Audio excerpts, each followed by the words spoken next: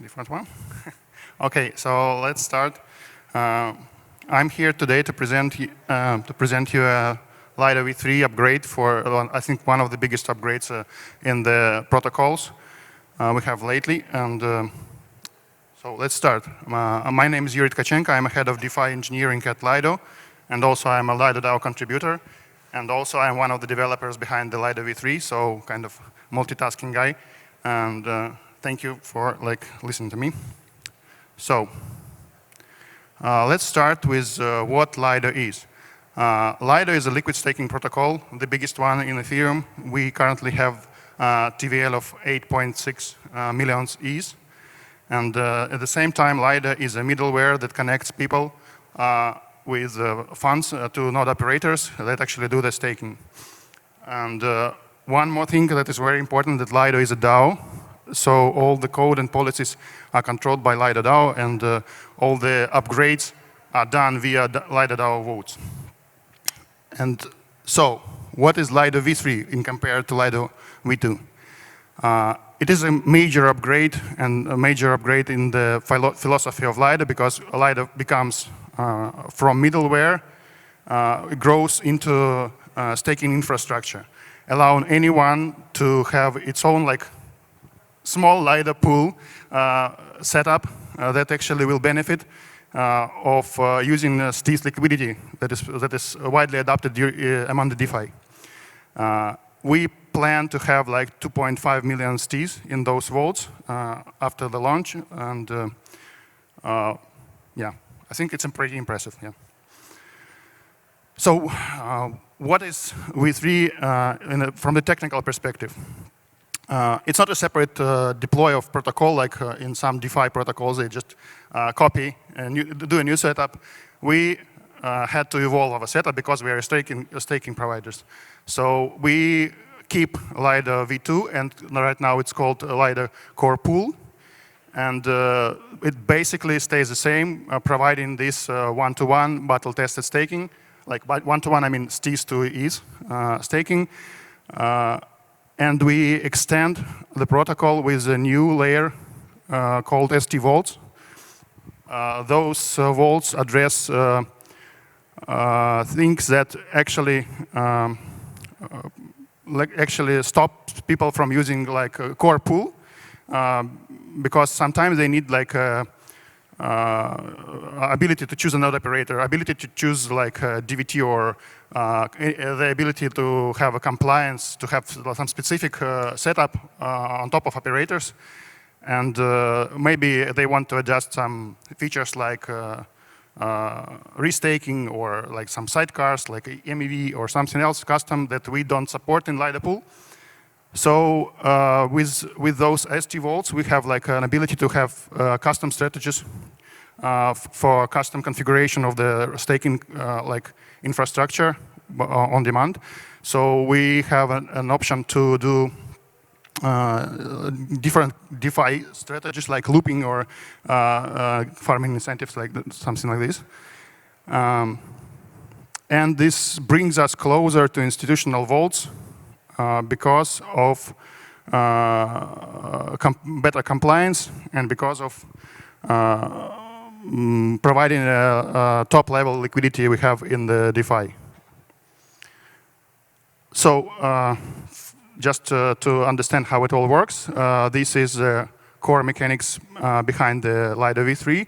So staker comes to Lido right now and use only Lido V2 module, and will be able to stake with ST Vaults marketplace, where any node operator can come and create its own vault.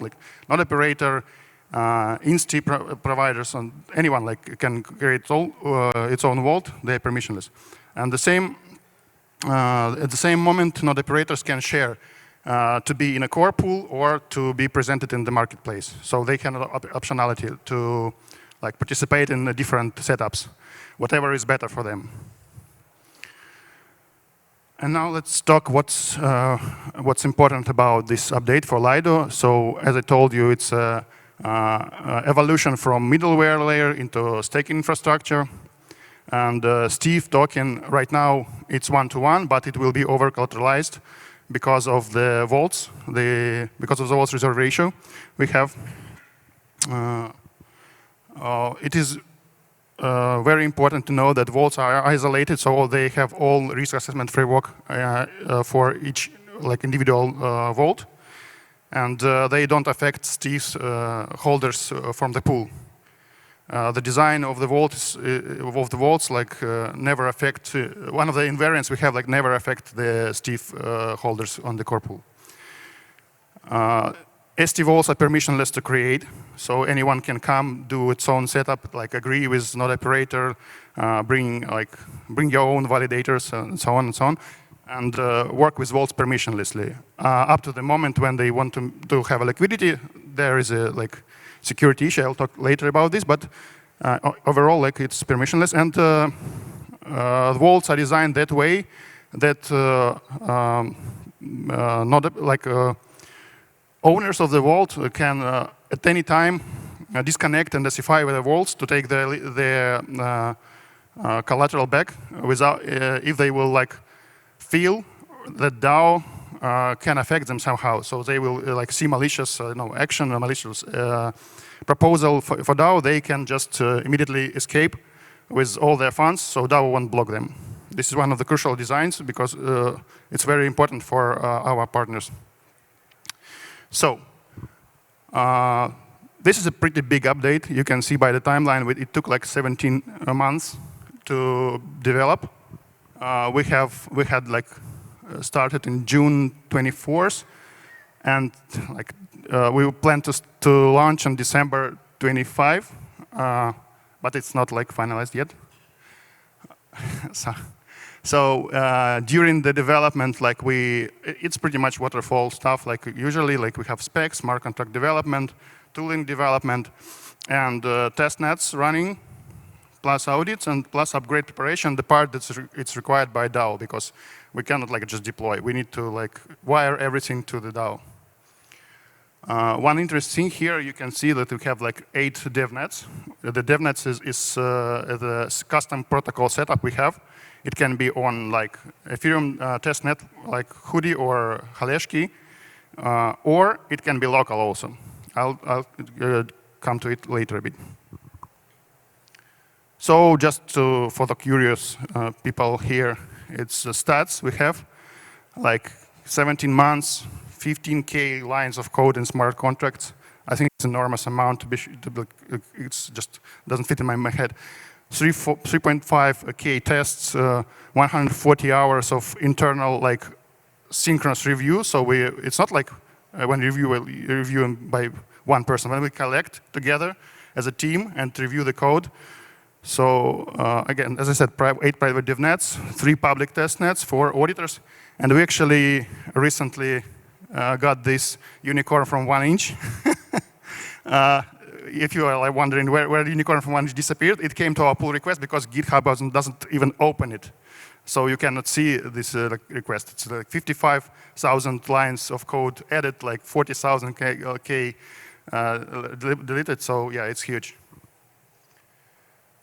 So it was a marketing stuff. So now let's dive into the process. And let's start exactly with the process, because if you don't have a process of shipping the upgrades, you will screw it up pretty much eventually. But with a solid process that actually battle tested, I'll tell you a bit more about this, we can guarantee that our approach to the upgrades is pretty secure. We control all the stages of development, deployment, and verification of the upgrade. So we have a special framework, I would say, in DAO that helps, it can be adopted by any protocol to be used to do a secure upgrades. So more of this on this will be, Kate will have a talk tomorrow about this layered defense and how it saved Lido from, if you know, on dual governance stuff. So I'll move forward to the specs and research. So I think all of you, because you are researchers, like security guys here, you know that your spec should be resilient against attacks. You should focus on main actors who could be malicious. Don't bring like a market inside pool. But what I want to emphasize here most is that you need to focus on those scenarios and flaws that actually should never happen, and you should put a lot of effort to protect your code against something that would probably never happen, but it should be there to make it never happen. Like I don't know if you got this, but like designed for failure, not for the happy path.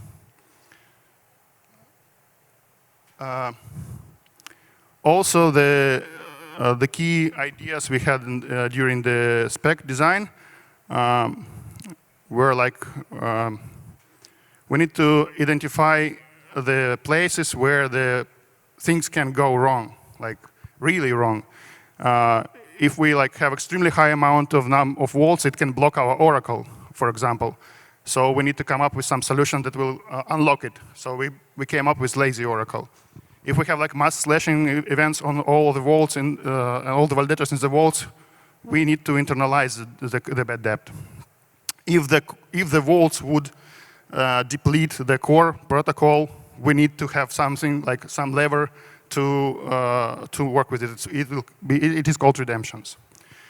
And another approach to this is trust no one. So you basically take all the actors in the system, whatever, node operators, vault owners, our own oracles, our own DAO, and you don't trust them. And you try to find the ways how they can bring some malicious actions into the setup. So with this approach, you have happy path here is on liquidity and validators. It's very, very easy. But then if you dive deeper into the iceberg, you will get more and more stuff that actually comes up that you need to handle. During the research phase, it's crucial to keep an eye on what's going on with Ethereum itself. So because some of the EIPs will drastically reduce your work, like EIP 7002 is actually execution layer triggerable withdrawals allow us, being vault owners, to extract value from the beacon chain, even if the node operator misbehaves or we don't it acts malicious. So also 7251 allowed us to shorten the validators, because right now we have a cap for 32 ETH per validator. Now it will be 2048. And also some things simplified our work with oracles, like pending deposit. EIP 6110 allowed us not to have any workaround for TVL drop validation when the validators are deposited. In the meantime, Ethereum not always ship very what we want. The main part of not the main part, but the big part in the vaults infrastructure, like vaults contracts, is called PDG, pre-deposit guarantee, and DSM. It's a core logic. They only are developed to mitigate one thing: the front running for validators. And there is an EAP for this, for fix exact this thing. It's called 7684, but it's stagnant, I think, for 2 years. And the Ethereum Foundation just don't do anything about it. So if you have connections anywhere, push them to do something. So, other EAPs we would like to have, and I think they will be beneficial for everyone, is 7688, when the upgrades, hard fork upgrades won't affect the G indexes. And this one is very, very heavy one. 7907, the limitation of contract size with 24 kilobytes. So this is just insane. We have 2 contracts that constantly went over it, and we have to come up with some non-trivial stuff to just optimize the size. Yeah. Also, there are some weird issues with consensus layer stuff that should be fixed, but they are not. So I'll probably skip the development part here because I'm out of time, but just basically use like best practices, all the resources you can get to write a more secure code. The thing that we had problem with is that we use very old Solidity because Lido is a very old protocol by of course crypto standards, and we use Solidity 0.4.24 because we are connected to Aragon, and we had to keep our tooling in a way it will also work with this old version.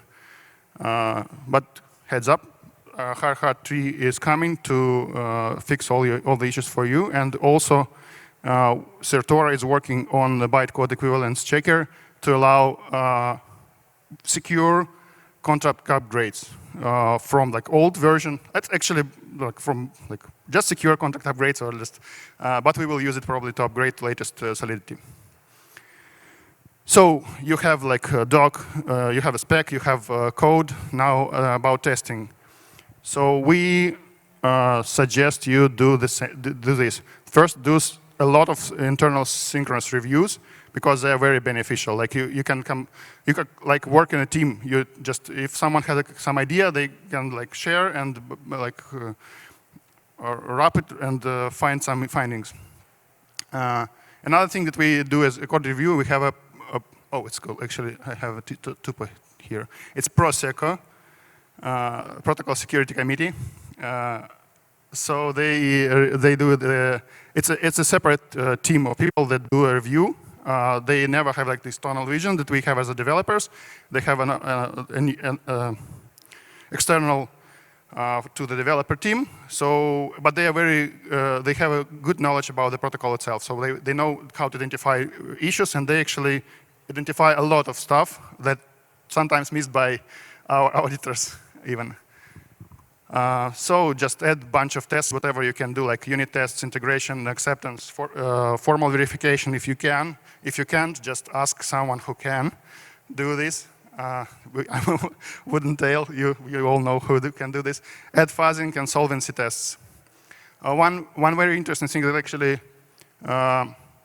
I like suggest you to do is to have a integration test setup that will actually run not only like on fork, for example, but also if you have like if you would like deploy absolutely pure copy of protocol, try to run this test also there to see what will blow, like what will be broken. Again, DevNets, why we had so many. DevNets is like a milestone. You can just fix the code at some level, reflect, see where the problems are, how to solve them, maybe find a better approaches to to change architecture sometime. And if official test nets will be like broken, like we had with Haleshki and Sipolia, that's why we have Hoodie right now. Local DevNets are here to save you because we needed to test the Pectra stuff before Pectra came, actually, and we used our own thing that helped us to develop oracles. Oops. Same with testnets. It's just the difference is it's just public, and we can have a feedback from our integrators, like of partners, and the same and collect feedback. So you did the spec, you did the code, tests. Now it's time to bring like a second pair of eye to see that everything is okay. In our case, we worked with Certora, and they did a formal verification for us. We worked with Mixbytes because of their very extended knowledge of the protocol, of Lido protocol itself. Consensus made a fuzzing test for us and also a general audit, and Composable Security made an off-chain audit. We also tried to work with AI agents like Nethermind and Savant Chat. So the takeaway there, not ready yet, don't go there. Like, okay, you can try, but don't rely much on them. Okay, here's only one thing is important, like actually this picture. You see, this is from our internal chat. How much like findings do we have? we wanted to bring all the auditors into one place, into GitHub. And I think for us it was a very good experiment, but they probably don't like it, like not all of them. We have, on top of the auditing process, we have the Communify bounty program.